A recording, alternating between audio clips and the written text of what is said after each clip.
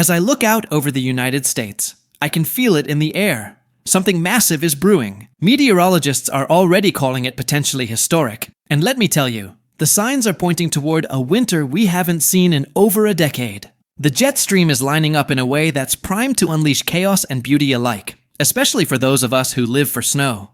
This isn't your usual cozy November dusting.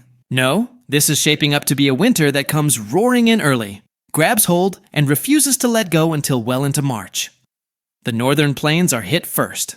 Fargo, North Dakota, and Sioux Falls, South Dakota, wake up to temperatures dropping from the 50s down into the low 30s almost overnight. And then the snow hits. Not a gentle flurry, but 6, 8, even 10 inches blanketing everything. People scramble, digging out winter coats and shovels they thought they wouldn't need for another month.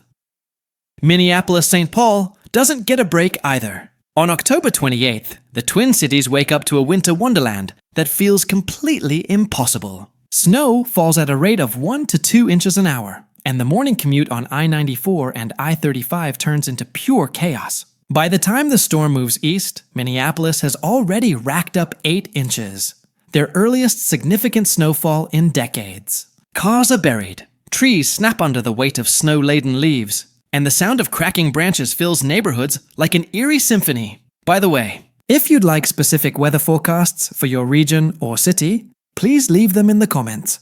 I'll answer them individually as time allows. Also, if you like the video and subscribe to my channel, you'd be very grateful. Now, let's move on. The storm doesn't stop there. It gathers strength over Lake Superior and Lake Michigan, marching eastward.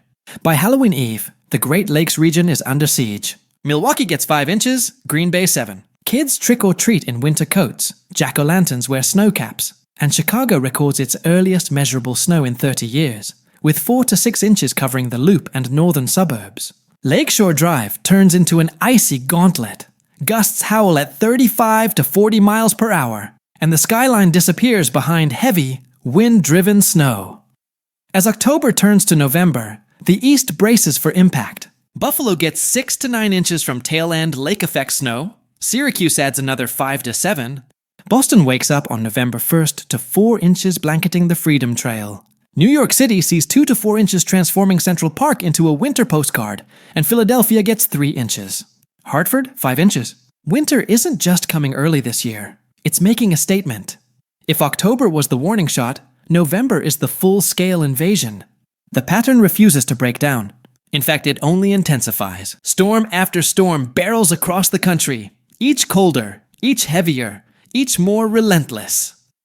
Denver, hit by 3 massive storms, each dumping 6 to 10 inches, leaving the mile-high city with 18 to 22 inches by Thanksgiving, nearly double their normal November snowfall. Ski resorts are opening early, reporting 40 to 50 inches of fresh powder. Salt Lake City piles up 12 to 16 inches, while the Wasatch Mountains boast 3 to 4 feet. The northern tier feels November's wrath most of all. A brutal Arctic outbreak plunges International Falls, Minnesota, to 15 Dalthananoif. Minneapolis sees an additional 14 to 18 inches. Snowbanks tower over cars, and snow removal crews are already stretched to the limit. Chicago gets hit multiple times, 8 to 11 inches mid-month, 6 to 9 inches later. By Thanksgiving, the city records 20 to 24 inches. A November for the record books. The Great Lakes turn into snow machines. Buffalo sees lake-effect snow after lake-effect snow, with some towns buried under 40 inches. Cleveland piles up 18 inches. Erie racks up 32 to 38 inches, and the snow never seems to stop. The Northeast braces as nor'easters develop up the coast. New York City records 8 to 12 inches. Boston 12 to 16, Portland 16 to 20, Burlington 20 to 24. Even cities that don't usually see heavy snow aren't safe. Pittsburgh, Columbus, Indianapolis, St. Louis, all feeling the pinch. By November's end, snow cover stretches from the Canadian border to the mid-Atlantic, and Thanksgiving travel is nothing short of chaotic. December doesn't tiptoe in. It barrels across the country like an unstoppable freight train. Arctic air pours all the way to the Gulf Coast, plunging cities like Nashville, Memphis, and Atlanta into single-digit temperatures. And the snowstorms? Legendary early December brings a massive Southern Plains to Great Lakes storm. Kansas City 6 to 10 inches, St. Louis 10 to 14, Indianapolis 12:15. Chicago experiences a generational blizzard. 36 hours of snow at 2 to 3 inches per hour. Winds 45 to 55 kph. Drifts up to 6 feet. Cars completely buried. O'Hare shuts down. Detroit 14-18 inches. Cleveland 12-16 and Buffalo. Lake effect fury adds another 22 to 28 inches on top of the storm totals. Some areas see 40+ inches. Roofs collapse. Schools close. The National Guard is called in. Days later, a nor'easter slams the Northeast. New York City gets 12-16 inches. Boston 18-24. Providence 20-26. Portland 22 to 28. The entire corridor is paralyzed. And the cold. Brutal. International Falls hits 32 degrees. Minneapolis 18 degrees. Chicago 8 degrees. With wind chills plunging to 50 degrees. Christmas comes buried under snow. The South battered by ice storms. By month's end, seasonal totals are staggering. Chicago 30 to 38 inches for December. Minneapolis 28 to 34. Buffalo 48-56. Boston 28 to 34. New York 22-28. Denver 24-30. If December was bad, January is merciless. The polar vortex splits, plunging North Pole air into North America. Embarrass, Minnesota hits 48 opters. International Falls 42. Minneapolis St. Paul 28 degrees with wind chills near 55 degrees. Chicago drops to 23 degrees with wind chills 45 to 50 degrees. Pipes burst.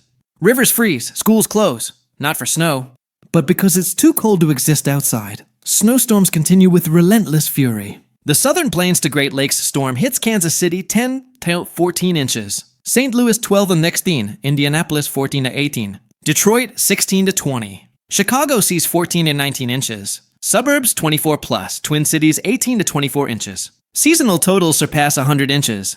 Then a massive East Coast nor'easter paralyzes Washington, D.C., Philadelphia, New York, and Boston, dumping 16-22 inches in D.C., 18-24 in Philly, 20-26 in NYC, 24-30 in Boston. The Great Lakes remain under siege, Buffalo exceeding 140 inches, Erie 110+, Syracuse near 120. Even southern cities like Nashville and Atlanta are hammered.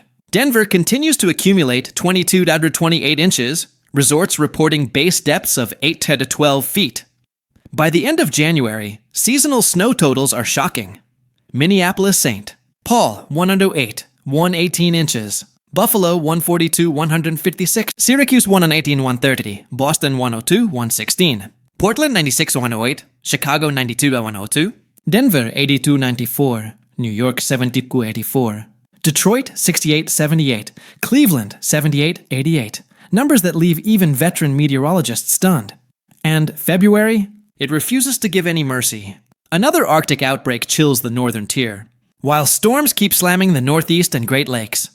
Philadelphia 14 to 20 inches, New York City 12 to 18, Boston 16 to 22, Pittsburgh 14 to 18, DC 10 to 15, Buffalo adds 30 to 38 inches, Seattle sees 14 to 18, Spokane 22 to 28, Salt Lake City 18 to 24. The Cascades and Wasatch Mountains report record base depths. By late February, snow cover stretches across 2/3 of the country. Seasonal totals shatter records, and the winter of 2024 to 2025 has cemented its place in history.